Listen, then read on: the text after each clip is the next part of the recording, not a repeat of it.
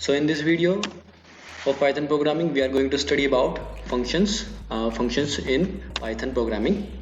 So as you can see, the basic definition of the function we define with def keyword, right? So we use def keyword to define a function, and so this is the very basic function of a very basic function in the Python programming. How we define a function, right? So it is a very simplistic model of a function, so it's not very typical. So let's come to the definition first. So what a definition says, definition basically a function is basically a group of related statements that perform a related task, or you can say perform a specific task, right? So every function is made so that it can perform a task that is specified for that function, right? Function help break our program into smaller and modular chunks. As our program grows larger and larger, function make it more organized and manageable, right? So when we use our programming without a function, so what happens is the control flow of the program disturbs in between. So that is not a very manageable code, and debugging it goes very typical. So what we do is we define functions and manage the control flow of our program. So that way we can manage our whole program, a very big program, into a very simplistic model, right? Also function makes the code reusable. We do not have to define the same statements again and again in the code. For that we generally use a function. So we define everything we need to use again and again inside a function, and whenever we use that part of our code, so we call the function itself. We do not need to define it again and again, so that makes the code larger and typical to look, right? So function basically makes to summarize, function basically makes our program manageable, small, non-repetitive, and looks good, right? So how we define a function, as I have told you earlier. So we use a keyword known as def before the function name, right? And then we pass the arguments if there is any argument. So we will pass the arguments, right?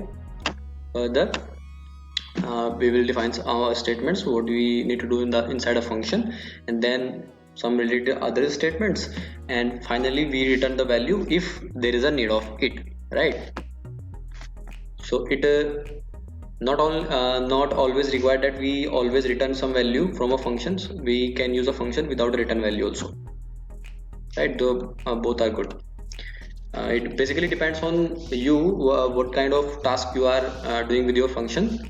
If you want a return value, then use a return statement in the last. If you do not want any return value, you do not use it. Simple. So after that, how we call a function. As you can see right here, the definition of the function is this. We define a function, and then when we call it inside our main function, we call it with the name and passing in the parameters, right? Passing in the parameters, and after that function control flow. So control flow is very important. It defines basically how our program is going to manage the control of our code.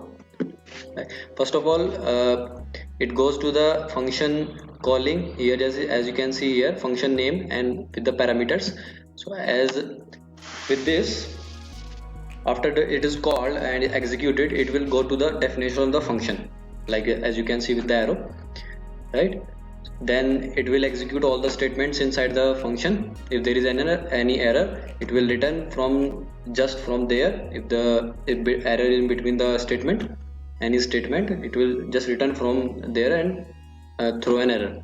But if there is no error, it will come up to the return statement until here, and then it will return like this, right? Finally, it will return to the calling function itself, not actually the calling function, the very next line. of the function, right?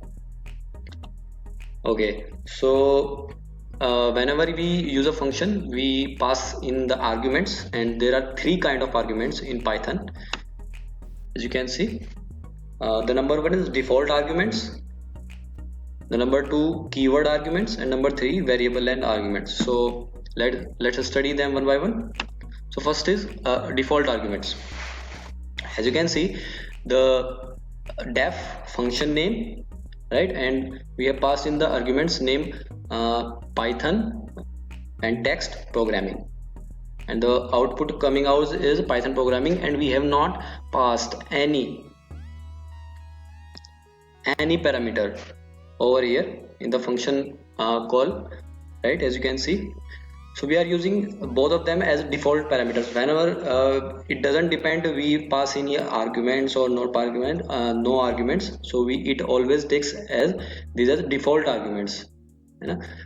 So like it's a default setting, like whenever you use your SUMF, it has some default setting previously. So if you do not set anything in it, so default settings will work. So simply same as here, if you do not pass any arguments, so it will take the default arguments that are already passed in it in the function definition, right, and work accordingly. So one thing here is if I pass any parameters in the function call itself here, like let's say if I pass name equals Java, text equals to programming, let's say, so it will rewrite the default arguments. It will not work in the default argument mode anymore, right? It will print Java programming there, not Python programming. Default arguments works only if I do not pass any argument in the function call. Okay, so next come our keyword arguments, right? Keyword argument is basically works in the function call. So we passed in the parameters in the function, as you can see, right? So we have passed here text, and one thing here is order doesn't matter here, right? So in the function name we have two arguments, name and text, and we have to specify both the arguments that are specified in the function definition in the function call, like here the name, like here, and text is here, and we pass in the parameters as programming in the text and Python in the name, and the order doesn't matter here. If I pass name first and text second here, if we rearrange the order here in the function call, that doesn't matter. The keyword argument is basically order doesn't matter here, right?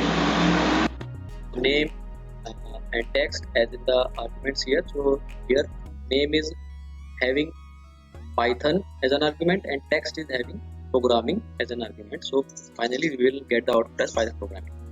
Okay, so next comes our arbitrary arguments. Arbitrary arguments, basically if we do not know how many arguments we are getting into the function definition, so we use arbitrary arguments. So if we are having suppose n numbers of arguments in the function call, n number of parameters in the function call, so we can just use star and the name, whatever you like, you can use the name. I have used here var tuple because every parameters that you have passed in the function call will be passed inside a tuple name as var tuple. As I have used here the name var tuple, whatever you will use, you will get all the parameters inside that tuple, right? I have used var tuple, so all of my variables, all of my parameters of the function call are passed into the tuple named as var tuple, right? So these all parameters like Python, Java, JavaScript, R, C and C++ all are passed inside a tuple named as var tuple. So we will iterate through each element in the tuple name as var tuple, and we will print it. So finally we will get the output like this one, right? Okay, Okay, finally comes the definition of anonymous function. So it's a very important function. It's a very important function. It's also named as lambda expressions or lambda functions. As you can see, in Python, anonymous function is a function that is defined without a name. Right, we do not whenever we want to specify our function that we want do not want to use a name with it. Like we have simple, sometimes we have simple definition and we have to define def, function name, parameters pass. So if we want to do not want to go that way, so we can just simply use lambda expressions or lambda functions which do not require a name to be assigned with them, right? So we do not use def keyword there, we do not use a name, right? So just one thing we use there is lambda. We use lambda as a keyword. Okay, so let's check it out. So as you can see in the first example, I used d equals to lambda, and here is the parameter and the operation. Okay, so whenever I use like this is the syntax of lambda expression, and we have passed our lambda function into a variable named as d. So whenever I will call d with some parameter, like I have used here 2, so it will give the output as, like you can see here, 4. The same thing I can do here is using def square, passing the parameter like num, and then a return num into 2. So this will return the same thing, but it will increase the code, and the control flow goes up and down. So all that problem, if you want to get away from that all that problem, so you just can generally use lambda expressions. Another very simple expression here, like you can directly use print statement inside it. If you do not want to get into the hassle of printing again and again, so you just can use in print statement inside lambda expression itself, and you just call the function with the parameter. Okay, let's lambda expressions are more generally used inside the iterators, like list, tuples, strings, dictionaries. Okay, in this example, like I have list name as my list. As you can see, that have some elements, and what I have used here, I have to square all the elements inside the list. The first thing, as you can see, use is using simple def functions with defining some name, like maybe square. Okay, like I have told you in the previous slide. And the other thing is using lambda expression, you just use one line and your work is done. As you can see, I've used map statement, map function, lambda x. Basically in the map, the first is the function, first argument is the function, second argument is the iterator may be list, maybe tuple, string, dictionary, anything. Okay, anything like a iterator. Okay, first is the function and second is the iterator. The function, so what it does is basically goes to each element, like 1, then 5, 4, 6, 8, 11, 30, and then 12. Okay, and use the function over each element as it going to each element, right? So as it goes to first element, like say here 1, then the function operates over it, like x into 2, so it becomes 2. Okay, and then 5 into 2, it becomes 10, 4 into 2, and the same way up till until 12, right? And then finally it converts into a list and then pass into a new list, and we will print it, and we get the output as 2, 10, 8, 12, 16, 22, 6, and 24 inside a list. Okay, now let's use some practical example. Okay, like we use define, then we use function like this, And if you do not want to pass anything inside a function, just the definition, you just want to define it, so you can use pass statement in it, right? So it will get executed and will not throw any error. Okay, and we just call the function here like this. Okay, as you can see, it will print nothing, right? The other way, inside of pass you can use 3 dots. This will work the same way. There is no difference. As you can see, there is nothing printed. Okay, let's print something.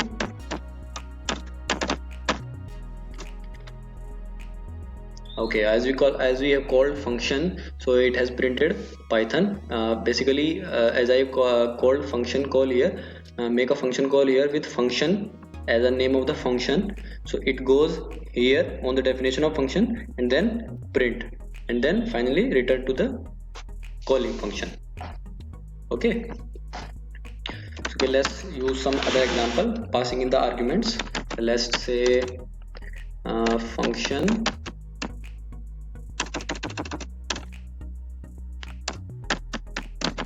function number. I can use that dot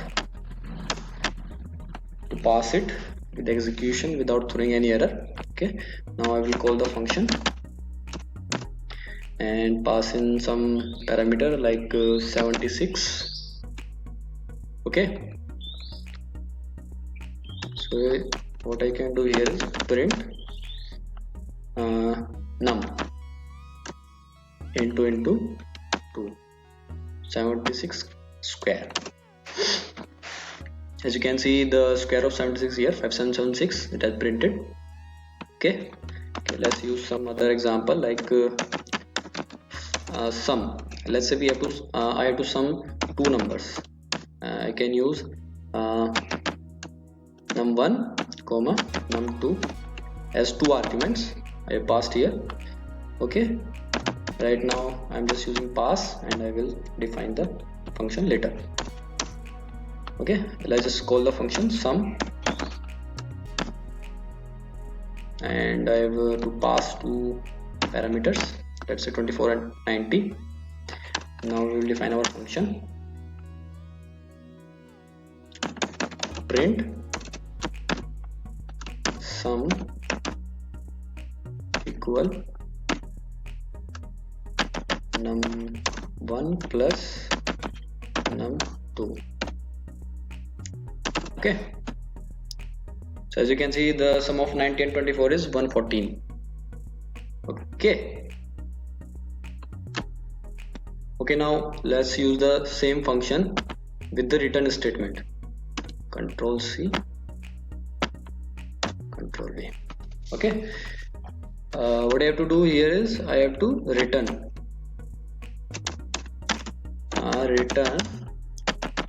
num1 plus num2. So it will return, and I have to print the return value here. So it will return the same output, but the way is little different.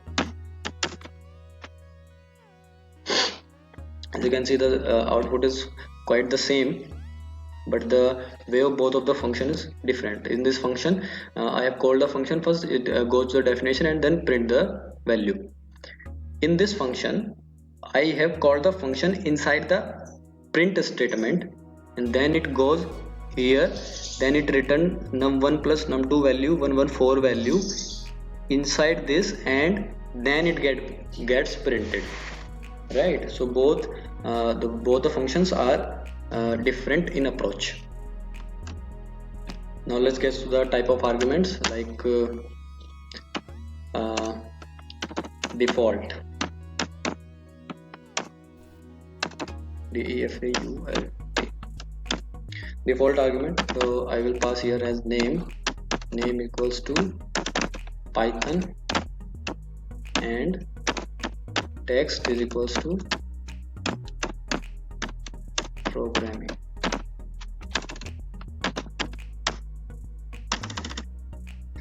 So I will print here something like name plus text.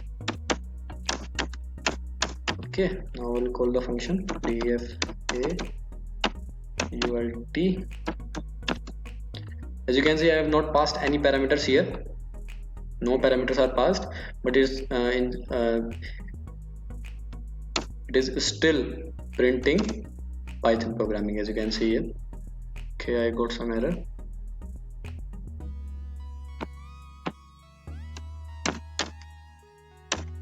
Now, as you can see, Python programming, and if we provide little space over here also. Okay, it looks better now.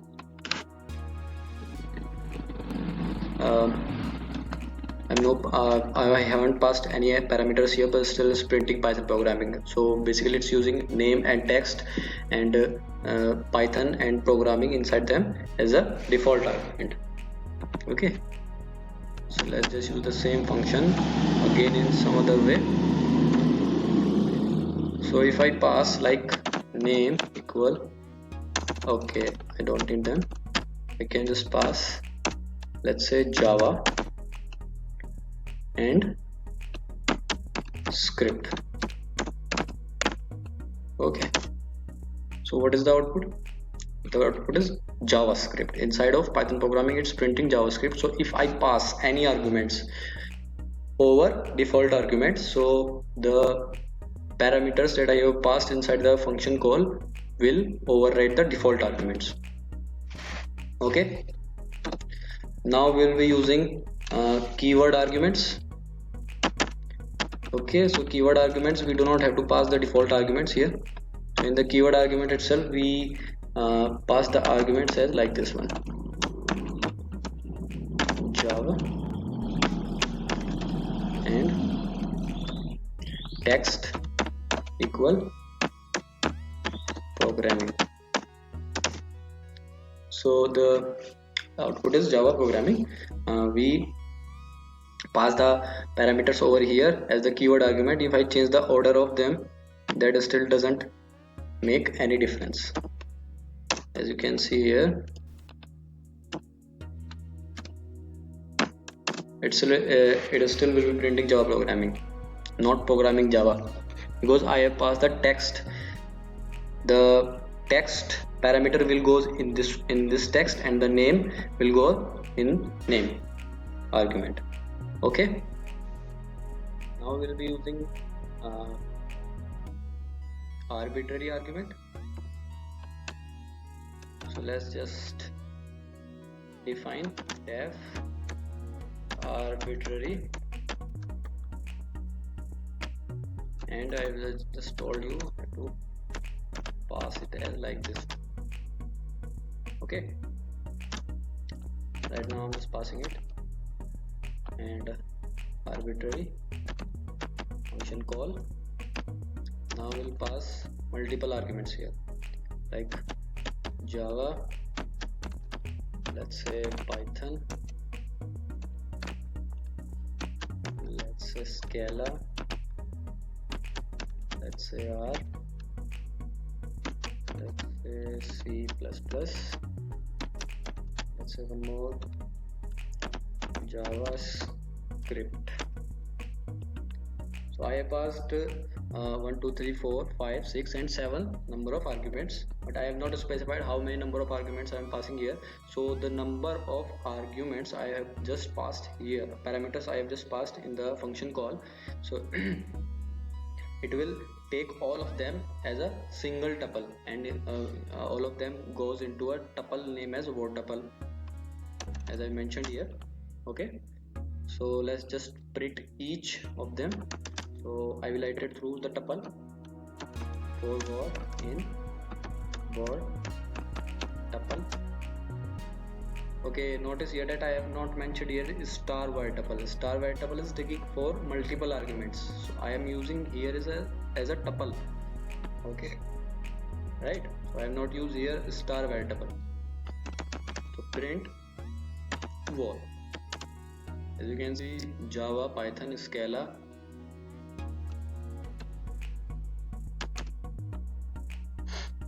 Okay, the output is Java, Python, Scala, R, C++, and script. Right, so now we will be using anonymous function. We'll be defining anonymous function.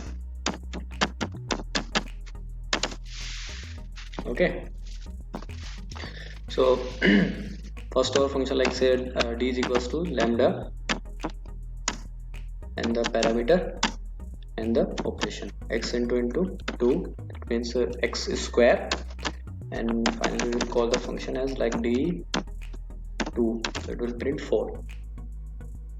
If I pass here as 3, so it will print 9. If I pass here as 19, let's say, it will print 19 ka square. 19 squares is 361. Okay, another way I can use is, like, without using the print statement in the second line, I can use it inside the lambda expression itself. lambda lambda x and print x into 2, that means x square. Now I directly call it, and as you can see, we get 4. If I use here as like say 66, it will print the square of 66, 4356.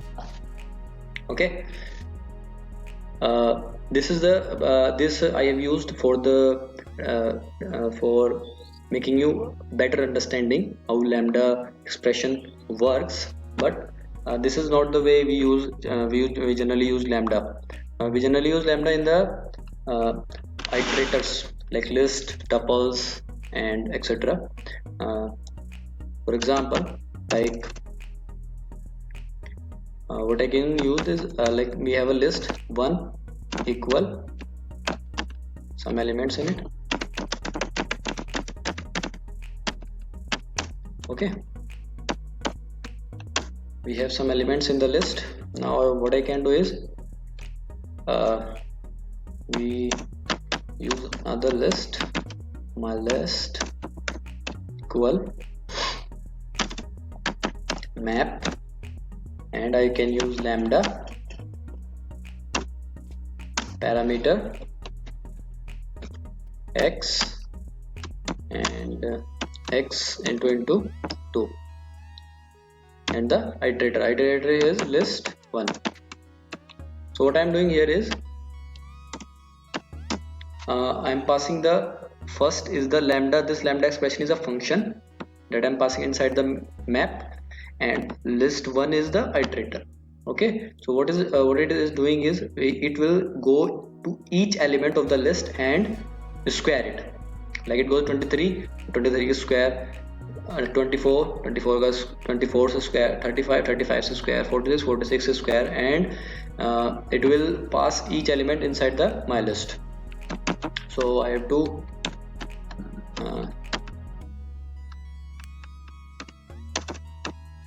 convert it into a list like this, typecasting I have to do, and finally I will print my list. So as you will see, in the my list will contain the squares of each element of list 1. So as you can see, here is the each element is the square of each element of the list 1 in my list. Now time for some questions. The first question is, can you define a function inside a function, like a nested function? Yes, it is possible. We can define a function inside a function. Okay, so you have to find how we use this one. Okay, so second thing is, what is the scope of variables in Python functions? The scope basically, like we use some variables inside a function, so they cannot be, if that variable is not a global variable, we cannot use that variable outside the function. Okay, and there are a lot of things in the scope, so you have to go through that also. So video is short, I cannot explain everything in here. Okay, so what is type of data structure we use in recursion? So we use a stack data structure in recursion, and further you will find by yourself. Okay, so that's all for this video. Thank you very much for watching this video.